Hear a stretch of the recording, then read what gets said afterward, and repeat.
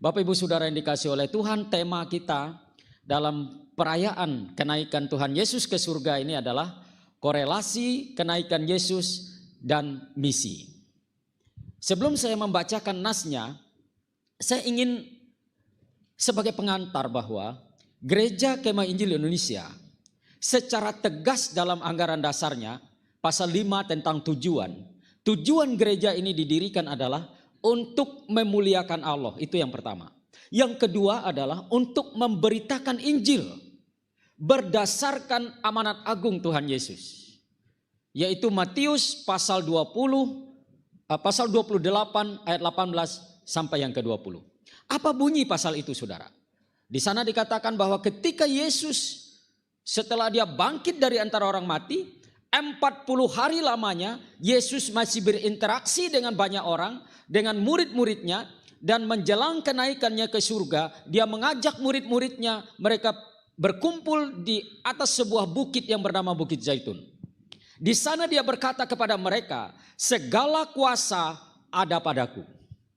Kalau namanya segala itu berarti tidak ada pengecualiannya.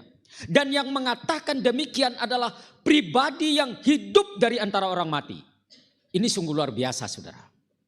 Lalu dia mengatakan karena itu, karena apa? Karena segala kuasa ada pada Yesus itu, maka dia berkata bahwa pergilah, jadikan segala bangsa muridku. Baptislah mereka dalam nama Bapa, Anak dan Roh Kudus. Dan ajarlah mereka melakukan segala sesuatu yang kuperintahkan kepadamu. Dan ketahuilah aku menyertai kamu senantiasa sampai kepada akhir zaman. Saudara, ada 3 nilai dasar yang harus menjadi ciri kehidupan misi gereja sesuai dengan amanat agung Tuhan Yesus itu.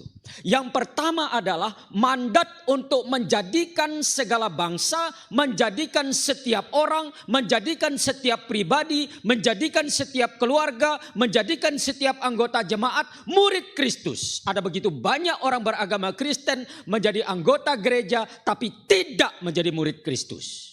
Itu kelihatan dari karakternya, kelihatan dari kehidupannya, kedengaran dari ucapannya, kelihatan dari perilakunya sehari-hari. Jadi sasaran target yang Tuhan kehendaki, yang Tuhan rindukan, yang Tuhan harapkan dari kehidupan gereja yang bermisi, yang melaksanakan amanat agung adalah sampai segala orang, setiap orang dari segala bangsa, dari setiap suku, dari setiap bahasa menjadi murid Kristus. Tidak ada agama yang menentang kehidupan sebagai murid Kristus. Lalu yang kedua, baptislah mereka dalam nama Bapa, Anak dan Roh Kudus. Apa artinya baptislah mereka dalam nama Bapa, Anak dan Roh Kudus? Ini mengingatkan kita pada khotbah Yohanes Pembaptis di Sungai Yordan. Yohanes Pembaptis berkata, bertobatlah kamu dan berilah dirimu dibaptis, maka Allah akan mengampuni dosamu. Jadi baptisan dan pertobatan tidak bisa dipisahkan. Baptisan itu adalah sebuah deklarasi iman bahwa saya sudah mati bagi dosa, mati bersama Kristus, dikuburkan bersama Kristus, bangkit dalam sebuah kehidupan yang baru seperti kebangkitan Kristus dari antara orang mati itu. Kita bangkit hidup dalam keluarga kerajaan Allah menjadi ciptaan yang baru. Kita mati bagi dosa, itulah arti sebuah pertobatan. Jadi baptisan tanpa pertobatan tidak ada nilainya apa-apa. Dan misi Kristen tanpa pertobatan tidak ada nilainya apa-apa. Kekristenan hanya akan bernilai kalau kita hidup sebagai murid Kristus, kalau kita hidup dalam pertobatan. Jadi amanat agung itu adalah menjadikan kita murid Kristus. Amanat agung itu adalah menjadikan kita hidup baru, hidup dalam sebuah pertobatan. Dan yang terakhir, yang ketiga adalah ajarlah mereka melakukan segala sesuatu yang kuperintahkan kepadamu. Apa yang diperintahkan oleh Tuhan? Segala yang diperintahkan oleh Tuhan, segala yang dikehendaki oleh Tuhan, segala yang diinginkan oleh Tuhan, itulah yang harus kita lakukan. Dan itulah yang harus diajarkan dari setiap keluarga, dari setiap pribadi, kepada pribadi, kepada pribadi, kepada pribadi berikutnya. Inilah arti misi itu. Dan inilah nilai misi yang dianut oleh gereja kita, Gereja Kemah Injil Indonesia. Bapak Ibu Saudara yang dikasihi oleh Tuhan, berbicara tentang apa korelasinya antara kenaikan Yesus dengan misi itu. Mari kita membaca nasnya dalam Kisah Para Rasul pasal 1. Sesungguhnya mulai dari ayat 1 sampai ayat yang ke-11. Tetapi saya hanya ingin membaca ayat 4 sampai ayat yang ke-8 saja dari nas ini. Kalau saudara mendengar bunyi bacaannya sedikit berbeda, itu karena Alkitab yang saya pakai ini adalah Alkitab versi terjemahan baru kedua yang baru diluncurkan oleh Lembaga Alkitab Indonesia. Jadi sekalian sosialisasi saya membacakannya.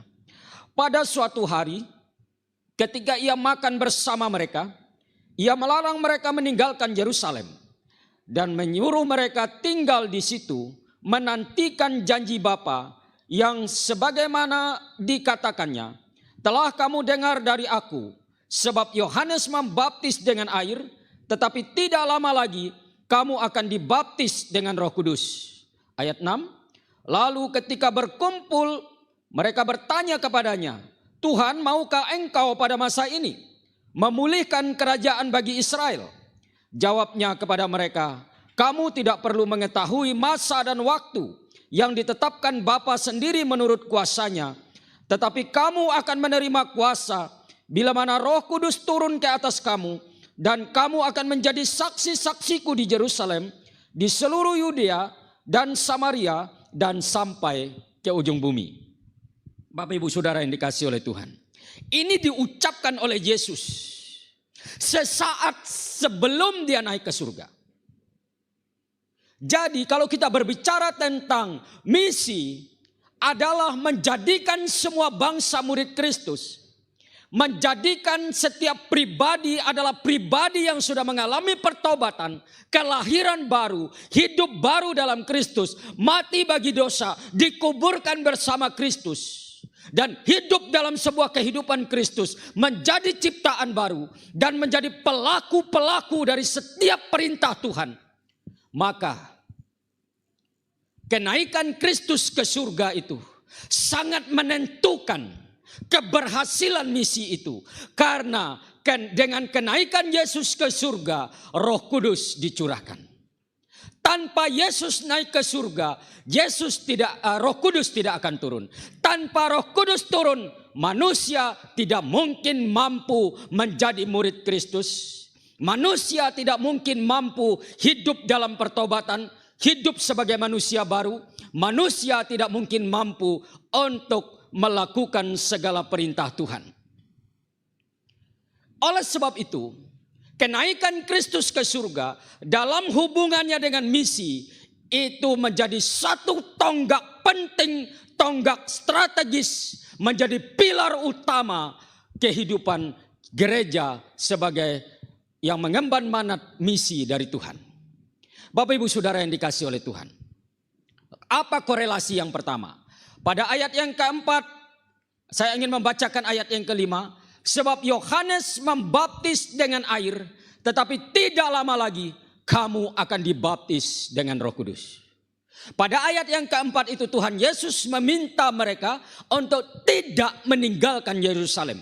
Ini menjadi antitesis, menjadi suatu kontradiktif dengan ketika dia bangkit dari antara orang mati, ada perempuan-perempuan yang datang ke kuburan merempah-rempahi mayatnya, tetapi tidak bertemu dengan Yesus, mayat Yesus di sana karena Yesus sudah bangkit. Dan malaikat-malaikat itu mengatakan kepada mereka, ia sudah bangkit, ia tidak ada di sini, dan ia telah mendahului kamu ke Galilea. Perintah Tuhan pada saat itu, Yesus disalibkan di Yerusalem. Yesus dikuburkan di Yerusalem. Tetapi ketika dia bangkit dari antara orang mati, justru dia minta supaya murid-muridnya itu tinggalkan Yerusalem, tapi pergi ke Galilea. Apa masalahnya? Apa sebabnya, saudara? Sebabnya adalah karena murid-murid ini adalah orang-orang Galilea. Dan kematian Kristus di Yerusalem itu adalah hasil dari sebuah konspirasi yang sempurna antara pemuka-pemuka agama Yahudi, tokoh-tokoh agama Yahudi, kaum Farisi, dan berkonspirasi dengan penguasa pada saat itu, dengan politikus-politikus pada saat itu, yaitu Pontius Pilatus itu dan Raja Herodes. Oleh sebab itu dengan sebuah konspirasi yang kuat seperti itu, kalau mereka berada di Yerusalem, sudah bisa dipastikan bahwa sangat lumpuh, sangat rapuh iman mereka. Karena baru saja mereka tergoncang ketika Yesus ditangkap dan disalibkan. Dan firman Tuhan mengatakan, ketika gembalanya dipukul, maka domba-dombanya akan bercerai-berai. Suasana batin mereka, suasana kehidupan mereka pada saat itu tercerai-berai karena Yesus disalibkan. Oleh sebab itu ketika Yesus bangkit dari antara orang mati, Yesus minta mereka ke Galilea supaya ada kesempatan bagi mereka untuk mengalami restorasi, untuk mengalami pemulihan. Karena bertemu langsung dengan pribadi yang hidup dari antara orang mati, pribadi yang sudah bangkit itu. Setelah 40 hari, mereka sudah mengalami pemulihan dari keadaan di mana mereka seperti domba-domba yang tercerai-beraikan itu. Maka mereka kembali ke Yerusalem. Dan dalam sebuah perkumpulan pertemuan mereka di Yerusalem itu, Yesus menegaskan kepada mereka bahwa segala kuasa ada pada Yesus. Dan Yesus mengutus mereka untuk memberitakan firman-Nya supaya menjadikan segala bangsa murid-Nya. Tetapi saudara, mereka perlu diperlengkapi dengan kuasa dari surga. Inilah korelasinya saudara. Inilah hubungan timbal baliknya. Yaitu bahwa murid-murid itu harus mengalami janji Bapa itu. Apa janji Bapa itu saudara? Di dalam kitab Yoel pasal 2 ayat yang ke-28 itu adalah berbicara tentang roh Tuhan Allah akan turun, akan dicurahkan ke atas setiap orang, ke atas setiap umat itu. Sehingga dengan demikian mereka memiliki karunia-karunia rohani. Ada yang bernubuat, ada yang memiliki penglihatan, ada yang mengalami mimpi dan seterusnya. Dikutip itu di dalam khotbah Petrus setelah hari Pentakosta mulai dari ayat yang ke-17 sampai ayat yang ke-21 itu. Itu adalah kutipan lengkap daripada nubuat Nabi Yoel sebelum Yesus datang ke dalam dunia ini. Penggenapannya adalah 10 hari setelah Yesus naik ke surga. Karena begitu pentingnya peristiwa ini, karena begitu pentingnya Roh Kudus dialami, karena begitu pentingnya orang percaya itu mengalami pencurahan Roh Kudus, mengalami baptisan Roh Kudus itu, maka Yesus minta mereka tetap berada di Yerusalem itu. Saudara, kalau Tuhan Yesus tidak naik ke surga, bisa dipastikan bahwa Roh Kudus tidak akan dicurahkan. Kalau Roh Kudus tidak dicurahkan, maka bisa dipastikan bahwa kehidupan orang percaya begitu rapuh. Kehidupan orang percaya tidak akan bisa menjadi murid Kristus. Bagaimana peristiwa ini terjadi saudara? Nabi Yehezkiel mengatakan di dalam Yehezkiel pasal 36 ayat yang ke-30 ayat yang ke-27. Mulai dari ayat yang ke-25 kitab Yehezkiel pasal 36 itu dikatakan, aku akan mencurahkan kepadamu air jernih yang akan mentahirkan kamu. Apa air jernih itu saudara? Air jernih itu adalah darah Yesus yang tercurah di atas kayu salib itu. Ketika Yesus tergantung di atas kayu salib, lalu prajurit-prajurit Romawi itu datang melihat kembali sosok tubuh yang tergantung di atas kayu salib itu. Ada 2 penjahat yang disalibkan di sisi Yesus, kiri dan kanannya. Ketika mereka melihat bahwa ini sudah mati, tetapi untuk membuktikan dia benar-benar mati, ditombaklah lambungnya dan keluar air bercampur darah dari sana. Ini membuktikan bahwa dia sudah mati. Mohon maaf saudara, saya bukan orang ahli kedokteran, saya bukan ahli medis. Tetapi saya membaca tentang literatur tentang hal itu. Di mana mayat kalau mengeluarkan air bercampur darah berarti ini benar-benar mati. Sudah stop jantungnya. Dan Yesus benar-benar sudah mati. Ketika dia ditombak keluar air bercampur darah. Apa yang dikatakan oleh Yehezkiel? Dalam Yehezkiel pasal 36 ayat yang ke-25 itu. Aku mencurahkan kepadamu air jernih yang akan mentahirkan kamu. Lalu yang kedua, firman Tuhan katakan dalam ayat yang ke-26, Yehezkiel 36 itu. Aku akan memberikan kepadamu hati yang baru dan batin yang baru. Dan ayat yang ke-27 dikatakan, dan rohku akan kuberikan diam di dalam batinmu. Ada 3 pengalaman spiritual manusia untuk menjadikan dia murid Kristus, yang pertama harus mengalami pentahiran. Pentahiran, pengudusan itu hanya terjadi oleh darah Yesus. Tidak bisa terjadi oleh perjuangan manusia. Dan yang kedua, harus mengalami batin yang baru, hati yang baru. Dan yang ketiga, harus mengalami Roh Kudus yang berdiam di dalam batinnya. Saudara, tadi saya diperkenalkan sebagai anak yatim piatu. Betul, saudara. Jadi praktis dari kecil saya tidak pernah merasakan kasih sayang. Saya orang miskin dari pedalaman. Saya menjadi orang yang pekerja keras. Makan hanya 1 kali 1 hari, makanya stunting seperti ini mungkin karena kurang gizi gitu. Kalau bisa seperti ini karena mujizat Tuhan, semata-mata karena mujizat. Saudara, pernah kalau pengen mau makan enak di kampung saya, itu tunggu ada orang pesta. Ada orang pesta nikahan, nanti yang diundang itu ada tamu-tamu, kebetulan di kampung saya itu ada perusahaan. Lalu orang undang karyawan-karyawan perusahaan ini, saya masih kecil bersama teman-teman saya, lari mau ambil makanan. Ketika mau nyendok nasi, dipukul tangan, nanti anak-anak, tunggu tamu-tamu semua sudah selesai. Pada saat itu saya merasa hidup begitu bergumul dengan yang namanya kepahitan. Saya benci terhadap kemiskinan. Makanya saudara, ketika umur 15 tahun saya sudah tinggalkan kampung halaman saya, dan hanya 1 kali kembali ke sana. Nah, keadaan yang seperti itu membuat saya memaksa diri bekerja keras, belajar lebih keras. Tetapi saya frustrasi, saudara. Saya merasa tersiksa. Saya hidup dengan luka-luka batin yang begitu hebat. Saya hidup dengan kepahitan yang begitu hebat. Dan apa yang terjadi, saudara? Itu mempengaruhi cara relasi saya dengan orang lain. Saya punya kata-kata yang selalu tajam. Saya tidak ingin melukai orang lain dengan kata-kata saya. Termasuk Pak Gembala, pada saat beliau menjadi ketua umum, saya ketua wilayah di Kalimantan Tengah dan Kalimantan Selatan. Saya bersyukur saya punya sosok beliau, seorang pemimpin yang adalah seperti seorang ayah. Dia tidak pernah menanggapi segala sesuatu yang ucapan saya yang melukai sekalipun, tapi tetap reaksi beliau adalah seperti bapak dengan anak. Saudara, saya sudah pendeta itu, saudara. Saya sudah hamba Tuhan itu.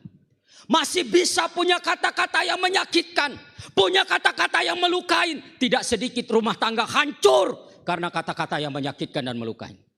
Tidak sedikit persekutuan gereja bubar karena perkataan yang tidak memuliakan Tuhan, yang tidak menyembuhkan, yang hanya menyudutkan orang lain, yang hanya menyakitkan orang lain. Kita sudah berjuang, bukan? Kita sadar, bukan, bahwa itu salah? Kita berjuang supaya kita tidak melakukan itu, bukan? Tetapi seberapa banyak perjuangan kita yang membuat kita putus asa karena kita selalu gagal dan gagal dan gagal. Satu ketika saya membaca Yehezkiel 36 ayat 27.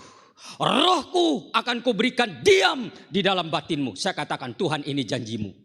Saya ingin mengalami itu secara pribadi. Saya sudah bertobat, saya sudah terima Yesus sebagai Tuhan dan Juru Selamatku secara pribadi. Sekarang saya mohon, roh yang engkau berikan diam di dalam batinku itu menjadi makin besar dalam hidup saya, menguasai seluruhnya. Kristus yang saya sudah sambut sebagai Tuhan dan Juru Selamat saya secara pribadi, yang saya sudah undang dalam hati saya, biar Kristus tertanam makin kuat, makin dalam, makin besar. Dan apa yang terjadi, saudara?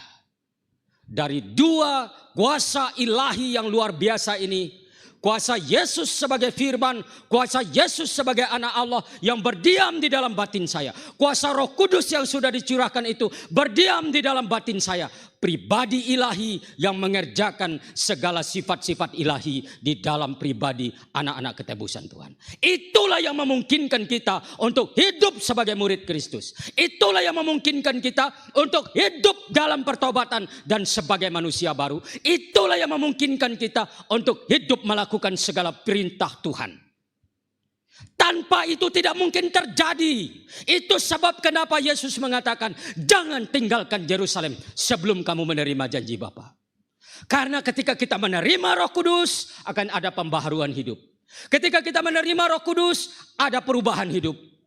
Ketika kita menerima Roh Kudus, ada kekuatan untuk kita menang melawan dosa. Dan ketika kita menerima Roh Kudus, ada karunia-karunia rohani. Mulut kita dikuduskan oleh Tuhan. Ada talenta-talenta baru untuk memuliakan Tuhan. Untuk menyelamatkan keluarga kita. Untuk menyelamatkan lingkungan kita. Untuk menyelamatkan bangsa dan negara ini. Betapa pentingnya itu saudara. Dan itu tidak akan terjadi tanpa Yesus naik ke surga. Kalau Yesus tidak naik ke surga, Roh Kudus tidak akan turun. Kalau Roh Kudus tidak akan turun, Roh Tuhan tidak akan berdiam di dalam diri kita. Itu sebab kenapa ketika Yesus mengutus murid-muridnya dalam Yohanes pasal 20 ayat 21 dan 22. Yesus mengutus murid-muridnya untuk memberitakan Injil. Untuk memberitakan kerajaannya. Dia menghembusi mereka dengan Roh Kudus dan berkata, penuhlah kamu dengan Roh Kudus. Lalu mereka pergi memberitakan Injil. Segala tanda dan mujizat terjadi karena hembusan oleh Tuhan menghembusi mereka dengan Roh Kudus. Tapi satu ketika Roh Kudus terjadi hadir secara permanen dan imanen di dalam diri kita, menyatu manunggal menjadi pribadi kita. Menyatu manunggal ke dalam batin kita. Menyatu manunggal ke dalam roh kita.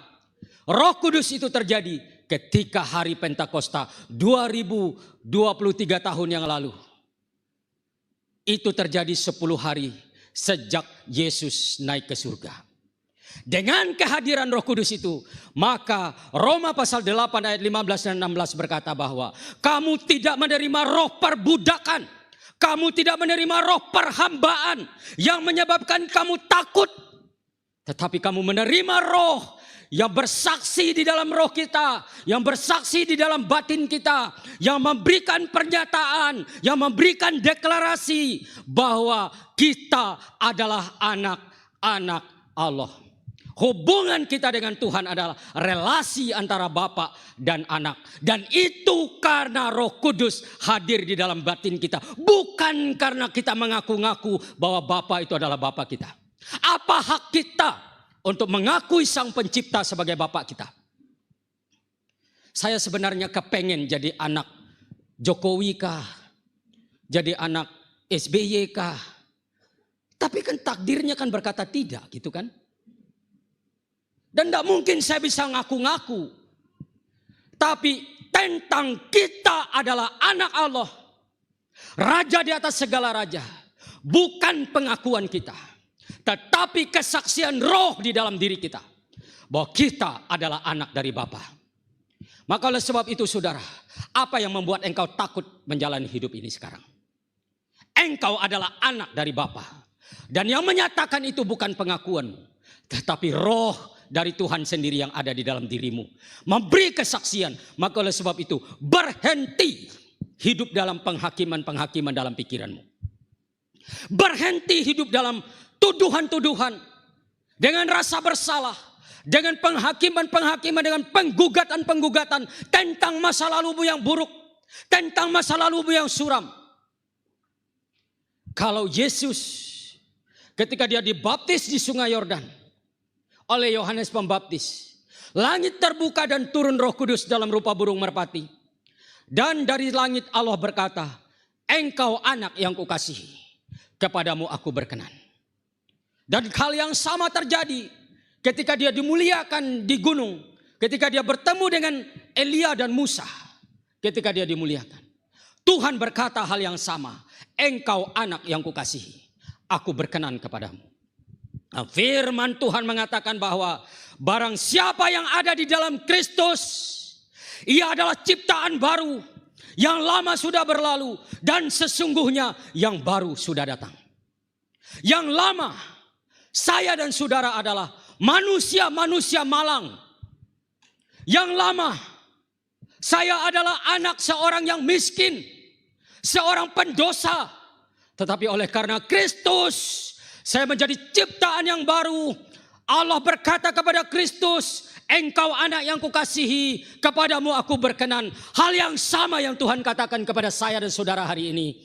Engkau Husein, anak yang kukasihi, aku berkenan kepadamu.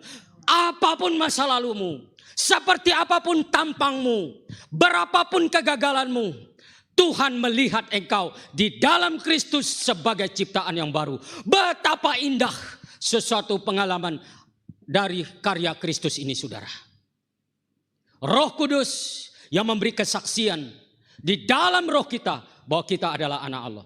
Maka oleh sebab itu tolak setiap kata-kata penghakiman di dalam otakmu.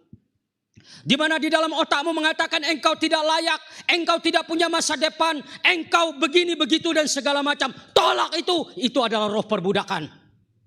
Itu adalah roh perhambaan. Sambut Roh Kudus.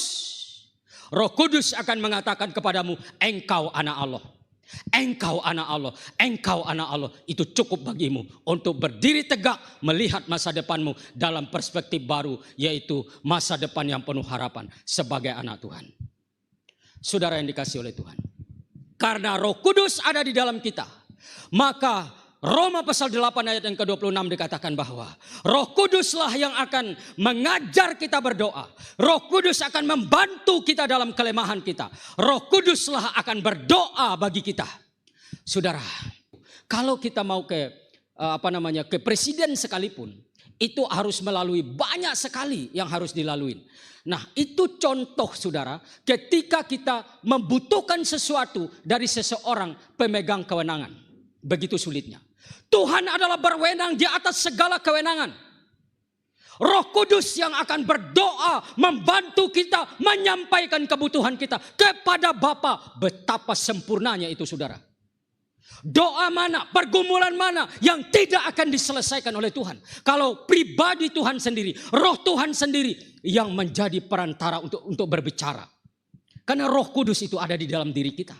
Maka oleh sebab itu, begitu pentingnya hari ini. Kalau engkau merasa hidupmu kosong, kalau engkau merasa bergumul dengan kelemahanmu, kalau engkau merasa bergumul dengan karaktermu, engkau bergumul dengan ucapan-ucapanmu, engkau sadar itu salah, engkau sadar itu menjadi penyebab perpecahan, engkau sadar bahwa itu menjadi penyebab suami enggak betah di rumah. Sekarang ada satu pribadi yang siap hadir di dalam batinmu, menyatu dengan batinmu, menjadi kepribadianmu. Dia adalah Roh Kudus. Beri tempat yang cukup bagi dia untuk bekerja dan engkau akan melihat hasilnya. Berhenti menyalahkan diri sendiri, berhenti merasa gagal, berhenti merasa terhakimi. Itu roh perbudakan. Itu roh setan yang membuat engkau tidak bahagia. Hari ini kalau engkau memberi hidupmu totalitas Roh Kudus, bukankah Bapa sudah menjanjikannya? Bapa manakah yang memberikan ular kepada anaknya yang minta roti ya? Atau memberikan kalajengking kepada anaknya yang minta telur? Bahkan ia akan memberikan Roh Kudus kepada orang yang meminta kepadanya. Mengapa kita berdoa minta pekerjaan? Mengapa kita berdoa minta mobil? Mengapa kita berdoa minta rumah yang mewah? Kunci dari semuanya itu adalah minta Roh Kudus terlebih dahulu. Supaya apa yang kita miliki ini itu menjadi berkat, bukan menjadi malapetaka. Karena Roh Kudus itu adalah pribadi Allah yang siap menyatu dengan roh kita, menyatu dalam batin kita. Saudara, bagian yang kedua yang terakhir. Apa korelasinya antara kenaikan Yesus dan misi itu? Ayat yang ke-8. Tetapi kamu akan menerima kuasa bila mana Roh Kudus turun ke atas kamu. Dan kamu akan menjadi saksi-saksiku di Yerusalem dan di seluruh Yudea dan Samaria dan sampai ke ujung bumi. Sebelum kita sampai kepada istilah saksi, saya ingin kita memahami terlebih dahulu apa yang dimaksudkan dengan menerima kuasa. Saudara, saya seorang pengacara, praktisi hukum, masih aktif sampai sekarang, masih bisa berperkara. Masih ada perkara saya masih lawan saya mengajukan PK, jadi saya mengajukan kontra PK. Nah, ketika saya menangani perkara, klien saya, siapapun dia, saya tidak punya wewenang untuk berbicara atas nama dia berhadapan dengan majelis hakim. Atau menghadap kepada panitera untuk mendaftarkan perkara tanpa ada surat kuasa. Di dalam surat kuasa itu, ada klausul yang mengatakan bertindak untuk atas nama pemberi kuasa. Itu harus ada seperti itu. Kalau tidak ada klausul yang demikian itu, maka kuasanya itu tidak memenuhi syarat formil surat kuasa. Maka saya tidak berhak untuk mewakili klien saya. Ketika ada klausal yang demikian itu, maka itu memberi wewenang kepada saya. Tanpa kehadiran klien saya, sayalah hadir untuk atas nama klien saya.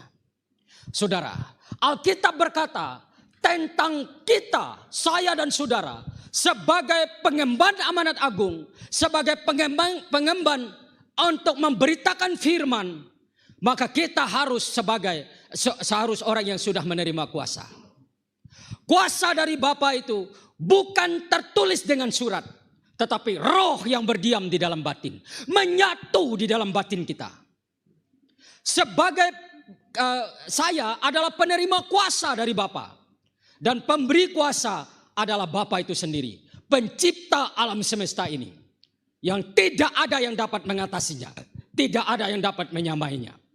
Nah, kalau saya penerima kuasa melalui Roh Kudus, maka saya punya hak untuk berbicara atas nama Bapa, berbicara atas nama Tuhan. Dan itu dilakonin oleh Petrus di dalam khotbahnya. Lalu Petrus bangkit berdiri dengan ke-11 rasul itu, dan dengan suara nyaring ia berkata kepada mereka, "Hai orang-orang Yahudi dan semua orang yang tinggal di Yerusalem, perhatikanlah perkataan ini," dan seterusnya.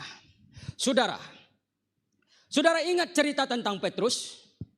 Petrus 50 hari sebelum peristiwa ini, dia takut, dia menyangkal Yesus. 3 kali dia menyangkal Yesus. Pada jam subuh-subuh sebelum ayam berkokok. Sudah 3 kali Petrus menyangkal Yesus. Apa bunyi penyangkalannya itu? Yaitu ada hamba dari imam besar, bukan orang terpandang, bukan orang penting, tetapi cuman hamba, tukang basuh kaki. Tapi dia mengatakan, "Oh, kamu sepertinya salah satu dari rombongan orang yang ditangkap itu." Dia mengatakan, "Tidak, saya tidak kenal orang itu." Mengapa demikian, saudara? Petrus rapuh mentalnya. Petrus mencari rasa aman. Dan dia berbohong, dia menyangkal Yesus. Karena kerapuhan mentalnya. Tapi di sini, setelah Yesus disalibkan, setelah Yesus bangkit, Petrus bergaul dengan Yesus selama 40 hari lamanya.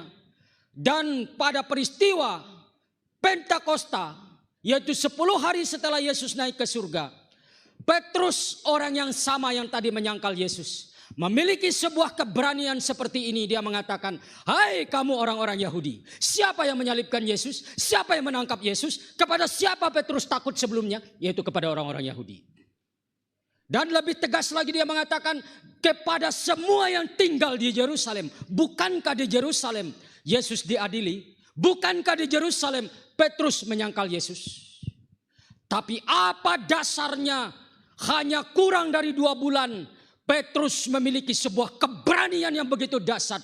Ini bukan sebuah keberanian Petrus, tetapi ini adalah sebuah kuasa daripada Roh Kudus yang menyatu dalam batinnya, yang sudah berdiam di dia, sehingga dia berbicara atas nama Tuhan, menyerukan kepada orang Yahudi yang ada di Yerusalem.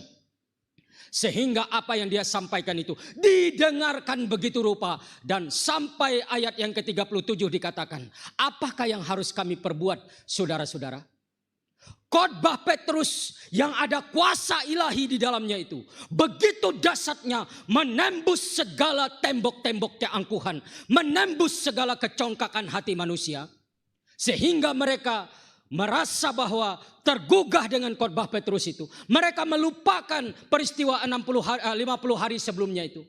Itu bukti bahwa seorang memberitakan firman harus berbicara untuk atas nama Tuhan. Karena kita sudah menerima kuasa itu, yaitu kuasa Roh Kudus.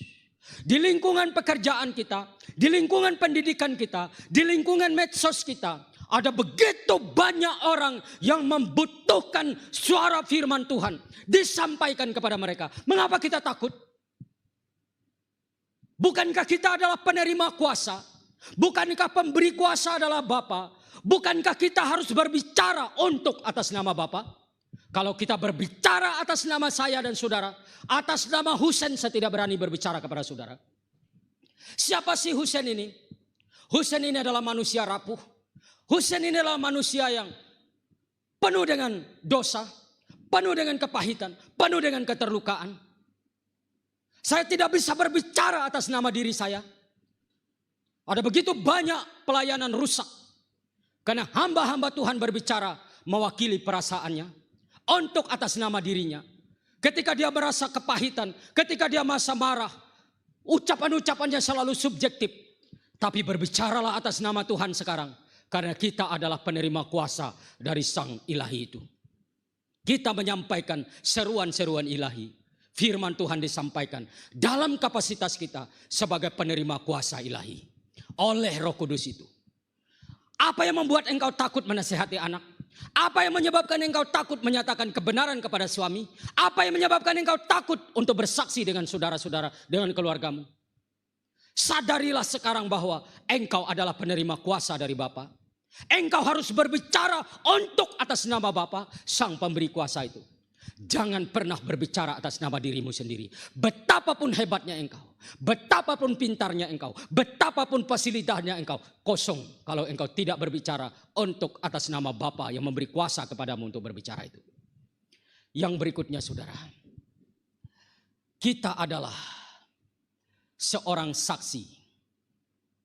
Sebagai saksi, kita harus berbicara apa yang kita alami sendiri, apa yang kita lihat sendiri, apa yang kita dengar sendiri. Ayat yang ke-32 dari Kisah Para Rasul pasal 2 ini, Rasul Petrus membuktikan hal itu. Yesus inilah yang dibangkitkan Allah, dan tentang hal ini kami semua adalah saksi dan seterusnya. Mengapa dia mengatakan bahwa Yesus inilah yang dibangkitkan Allah? Karena dia saksi mata. Dia datang ke kuburan itu kosong. Dan ketika mereka pergi ke Galilea, Yesus menemui mereka di Galilea. Yesus bergaul dengan mereka selama 40 hari. Itu fakta yang tidak bisa disangkali. Dan ini adalah saksi mata, saksi fakta atas suatu peristiwa yang terjadi sesungguhnya. Saudara, untuk menjadi saksi yang kompeten, engkau harus mengalami Kristus secara pribadi. Dan untuk mengalami Kristus secara pribadi, seringkali kita diperhadapkan dengan situasi yang sulit diterima. Pada satu ketika saya ingin menceritakan sedikit sebagai ilustrasi. Saya orang yang gak suka ilustrasi ke sana kemari. Saya menganut konsep bahwa firman Tuhan harus dijelaskan oleh firman Tuhan. Alkitab harus dijelaskan oleh Alkitab. Pengajaran Alkitab harus diilustrasikan oleh isi Alkitab itu sendiri. Ada satu cerita, ada 3 orang, kemungkinan mereka ini adalah yatim piatu. Marta, Maria, dan Lazarus. Karena tidak disebutkan orang tuanya di mana. Alkitab mengatakan bahwa Yesus sangat mengasihi Lazarus. Tapi satu ketika Lazarus jatuh sakit. Itu diceritakan dalam Yohanes pasal 11. Ketika Lazarus jatuh sakit, mereka mengirim kabar kepada Yesus. Tapi Yesus mengatakan penyakit itu tidak membawa kematian. Tapi untuk menyatakan kemuliaan Tuhan. Lalu Yesus tidak mau datang pada waktu Lazarus sakit. Sampai satu ketika Lazarus meninggal. Dan Yesus mengatakan, mari kita ke Betania. Lazarus saudara kita telah tertidur. Tapi itu jauh lebih baik supaya mereka belajar percaya. Nah saudara, apa maksud saya dengan cerita ini? Seringkali dalam hidup kita ketika kita mengalami masalah, ketika kita mengalami pergumulan yang rumit sekali, kita menganggap, kita merasa bahwa oh saya sudah hancur. Pergumulan ini pasti akan menenggelamkan karir saya. Atau pergumulan ini akan menghancurkan rumah tangga saya. Siapa mengatakan itu? Itu adalah roh perbudakan. Kamu harus berkata tidak untuk itu. Dan kamu harus pegang apa yang Tuhan katakan. Apa yang Tuhan katakan? Penyakit itu tidak akan membawa kematian. Tapi untuk menyatakan kemuliaan Tuhan. Dengan penyakit itu mereka belajar percaya. Nah, apa masalah saudara mungkin bukan penyakit? Mungkin masalah ada orang yang merancangkan kejatuhan dalam karir saudara. Mungkin ada orang yang mengganggu rumah tangga saudara. Lalu saudara merasa bahwa oh sudahlah kalau begini. Rumah tangga ini sudah tidak bisa dipertahankan. Saudara harus berkata seperti Yesus katakan. Masalah ini tidak akan membawa kehancuran, tapi untuk menyatakan kemuliaan Tuhan. Kalau Yesus datang pada waktu Lazarus sakit, Lazarus pasti sembuh. Karena sudah biasa Yesus menyembuhkan orang sakit, maka Yesus tidak mau datang pada waktu Lazarus sakit. Karena Yesus tidak mau kita mengalami dia biasa-biasa saja. Tapi dia mau supaya kita mengalami dia luar biasa. Oleh sebab itu ketika Lazarus mati, sudah dikuburkan, sudah berbau, 4 hari lamanya dia dalam kuburan, baru Yesus datang ke sana. Ketika Yesus datang ke sana, ia bertanya, di mana dia kamu baringkan? Bukan masalahnya dia tidak tahu. Tapi dia butuh pengakuan kita. Di mana kita mau letakkan masalah kita. Di mana kita mau letakkan ketidakberdayaan kita. Dan ketika itu Yesus datang ke sana. Dia melihat sebuah kuburan, itu adalah gua yang ditutup dengan batu. Lalu Yesus mengatakan angkat batu itu. Tapi Marta saudaranya berkata, Tuhan dia sudah berbau sebab sudah 4 hari lamanya dia dalam kuburan ini. Dan Yesus mengatakan, bukankah sudah kukatakan kepadamu, jika engkau percaya engkau akan melihat kemuliaan Tuhan. Hari ini, jika engkau percaya engkau akan melihat mujizat atas segala masalahmu. Mengapa Tuhan izinkan masalah itu terjadi? Mengapa Tuhan izinkan kegagalan terjadi? Mengapa Tuhan izinkan pergumulanmu begitu panjang? Dan engkau tidak tahu bagaimana jalan keluarnya. Karena dia mau engkau mengalami dia secara pribadi. Hari ini lebih daripada hari yang kemarin. Kalau hari kemarin engkau mengalami dia biasa-biasa saja. Hari ini dia mau engkau mengalami dia lebih lagi dan luar biasa. Dan dari apa yang engkau alami itu, engkau menjadi saksi yang kompeten. Karena seorang saksi harus mengatakan apa yang dia alami. Engkau tidak pernah mengalami apapun tentang Yesus sebagai Tuhan. Engkau tidak pernah mengalami apapun tentang Roh Kudus pribadi yang hadir dalam hidupmu. Perlu dipertanyakan imanmu saudara. Bagaimana engkau bisa menjadi saksi yang kompeten kalau engkau tidak pernah mengalami Tuhan secara pribadi. Maka oleh sebab itu beri hidupmu untuk mengalami Tuhan secara pribadi.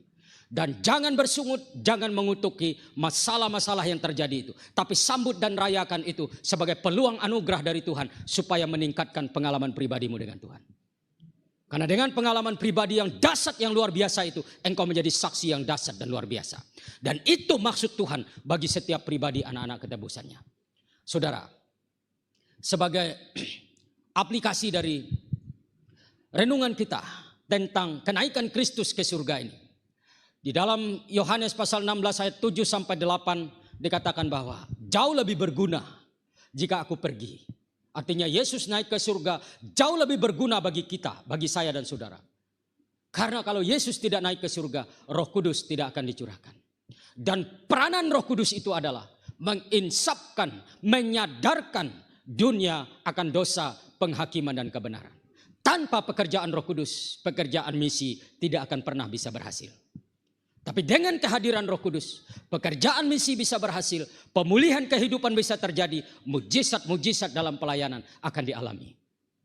Lalu yang berikutnya saudara, Kisah Para Rasul pasal 1 ayat yang ke-6 sampai ayat yang ke-7.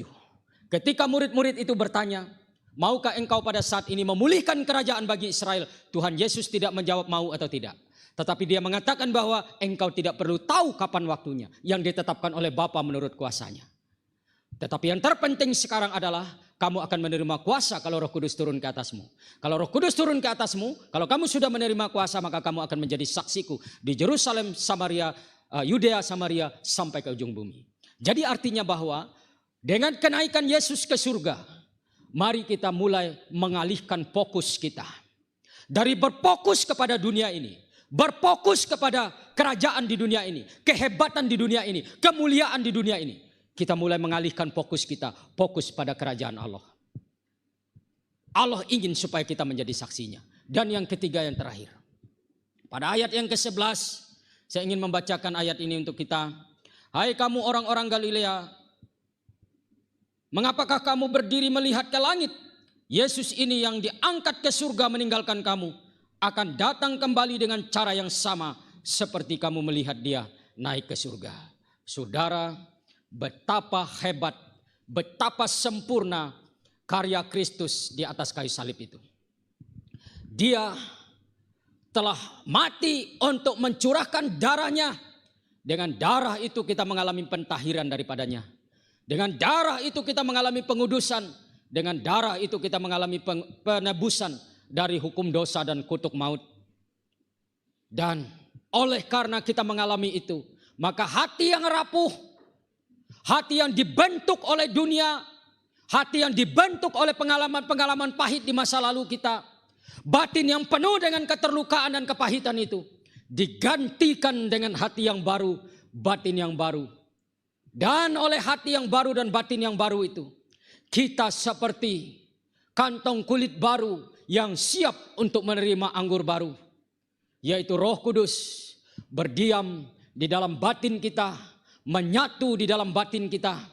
Dan dengan Roh Kudus yang menyatu dalam batin kita, Dia memberikan kesaksian, Dia mendeklarasikan kedudukan kita, status kita dalam kerajaan Allah sebagai anak dari Bapa segala yang hidup. Dan Dia juga yang akan menolong kita dalam kelemahan.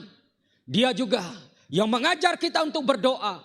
Bahkan Dia sendiri yang berdoa kepada Bapa tanpa kita harus mencari orang hebat untuk menjadi penghubung antara kita dengan pemegang kuasa di atas segala kuasa itu.